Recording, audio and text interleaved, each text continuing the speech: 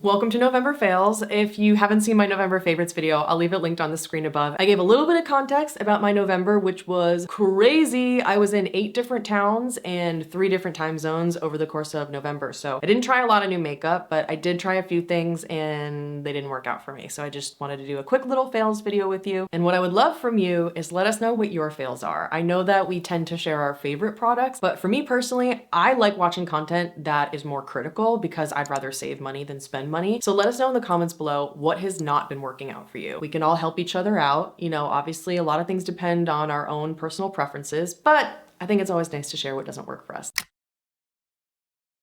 Hi, just wanted to give a heads up. The makeup I'm wearing in this video is from a full face of makeup I was considering decluttering, and I just swapped out the blush and the lip product, but if you're distracted by the eyeshadow because it looks patchy and creasy and a total mess, that's why. I'm super grateful to be on YSL's PR list, but unfortunately this didn't work out for me. It's the YSL All Hours Concealer. They sent me the shades LC1, LC2, and LW7, and all of them are extraordinarily yellow. And the ones that say LC are supposed to be cool tone, and they are not. I'm gonna go on a little bit of a soapbox here. I'm so sick of cool toned products being yellow. Like, why is it that hard? Why is it that hard? Are all of these brands just going off of the theory that if there's something yellow based, that's brightening for the skin? I don't know, but I'm sick of being gaslighted into thinking these shades are cool toned because they're not. And that makes me annoyed. And I'm just taking it out on YSL, but practically every brand calls their cool toned concealers cool toned and they're yellow. But besides that annoyance that I know a lot of you experience with me and you can relate to the struggle, this was a bizarre experience of a concealer. And I had a bunch of people DM me. I did a quick little first impression on Instagram and so many people said they had the same issue. These are marketed as a full coverage concealer, but they have light coverage at best. I mean, it's not even light medium coverage. It's barely buildable beyond that. I would say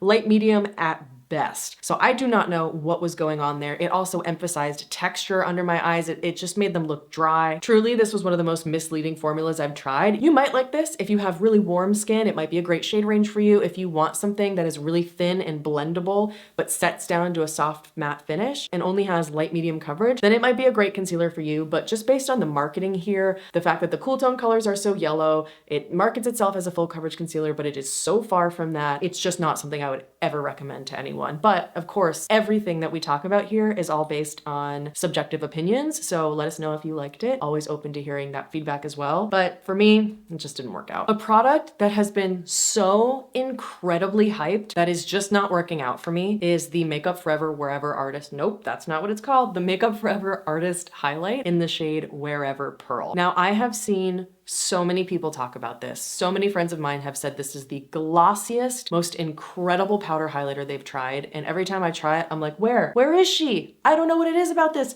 For me, it is so chunky and so glittery. I've tried applying it with fingers. I've tried applying it with a fluffy brush. The only thing is I did not apply it with the normal highlighter brush I use. In the clip that I'm playing right now, the only thing I had on hand was a larger fluffy blush brush. So I'm actually not wearing any highlighter right now, and I'm gonna go grab a highlighter brush and I'm gonna try buffing it into the skin because every person I've seen who loves this works it into the skin, and I wonder if that's what I'm missing. So I'll be right back. Okay, I'm back. I got the Beauty Pie soft highlighting brush. I have no idea if they make it anymore, but I'm gonna zoom you in. Let's see if we can get this bad boy to work. First, I'm gonna show you the issue with it on one side. So I'm just gonna do boop, and on me, it just always looks so chunky. Okay, that's good. Maybe that's less product than I've been using. Is this about to become a favorite? Okay. I don't know. Let me add a little more. Up close, I can see chunky particles though. So I'm just gonna keep blending and blending and really working it into the skin. Yeah, here's the thing. It looks so pretty and glossy from afar, but up close, I hope you can see that it just looks a bit textured. What do you think? Do you think it looks great? Am I making this up? Am I out of my mind? I'm gonna try a little here.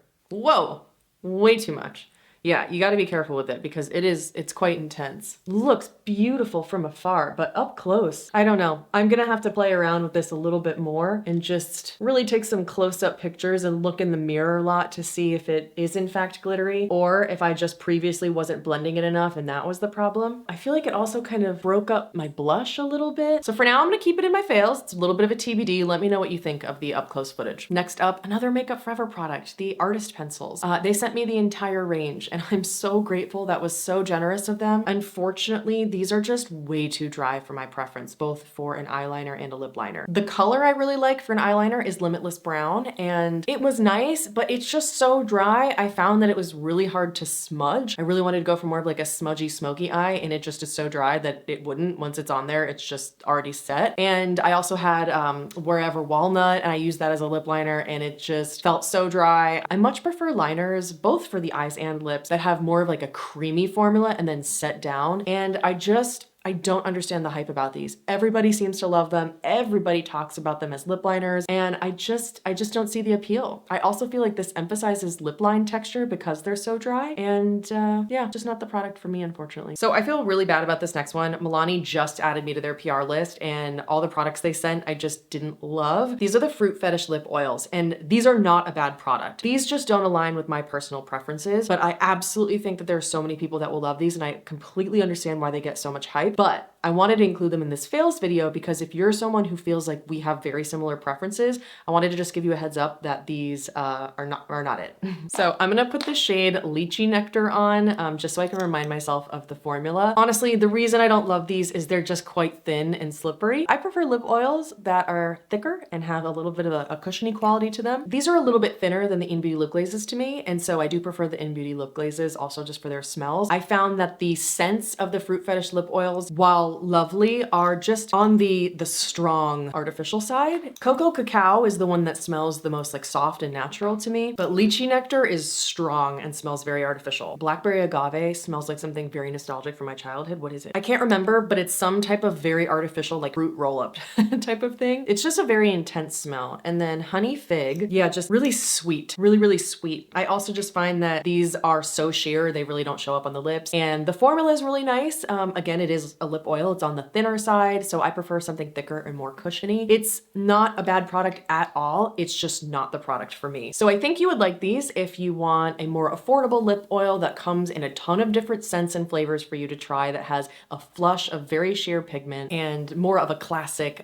lip oil on the slightly thinner side. But for me, it's a bit of a pass. I'm so sorry to Milani. They also sent me their matte lipsticks and I just don't love them. For starters, one thing that really bothers me is that the packaging looks absolutely nothing like the color that's inside, and I will show you. So that's the packaging, the bullet, and the swatch. You can see I was expecting quite a brighter, warmer pink, when in reality, the swatch is more of a peachy beige. So that was the shade Secret. Then we have the shade Pleasure here, which you can see looks much darker in the packaging, and it's a very yellowy beige, so it just does not look good on my complexion. Please ignore my hairy mole. I always forget to shave it before my videos, but we don't want to shame moles. This is a mole positive place. And then we have the shade Tease here, right here, which you can see is even warmer. But this looks closer to the packaging, but you can still see huge difference. And then I have these three darker ones I haven't tried yet, but I'll show some footage of them on the lips. What I do like is that these have pretty subtle vanilla smell, which is really nice. I'm so glad that more drugstore brands are modernizing their scents. And in terms of the formula, they have that creamy matte formula. It's not a powder matte formula like the MAC Powder Kiss lipsticks. You know what? I'm just gonna apply one. This is the shade Pleasure, just so I can perfectly remember the formula and the way that it feels. So this formula is not like a powder matte lipstick in the sense of the MAC Powder Kiss lipsticks that give you a little bit more of that blurred effect. These are a creamy matte, which is really nice, so they don't feel super drying, but they look really dry on the lips, and I'll zoom you in. So this is Pleasure, and already this is just a little bit too yellow for me, especially with my pink blush. It doesn't go. But see what I mean on the texture of the lips? I feel like it looks not blurred, very textured. It's emphasizing every single line that I have. Let me try another shade. I always try to make sure that my favorites and fails videos are very thoughtful, and I've thoroughly tested everything, but unfortunately I've only been back from vacation for a few days, so I'm still kind of familiarizing myself with these, but I can just tell I don't like them. Let's try Passion. This is a darker shade. Yeah, I'm having the issue with this one too. Look, I rub my lips together. It like won't adhere to this part of my lip. You can totally see it even when my lips are just closed. Personally, I think the L'Oreal Matte Resistance liquid lipsticks are phenomenal, but what's an even better formula are the L'Oreal Le Volume Matte Slim Lipsticks. Wow. Best matte lipsticks I have ever tried, and they're from the drugstore. So I would say skip the Milani ones, go for the L'Oreal. I'm actually just applying the L'Oreal Matte Resistance in Breakfast in Bed, which is a different shade than I was wearing in the beginning of the video. Lastly, I picked up a sample of DS and Durga's perfume in Deep Dark Vanilla for my upcoming vanilla video. I promise you it's coming, but more and more vanilla fragrances keep coming out, so then I keep having to buy more samples, and then I'm like, ah!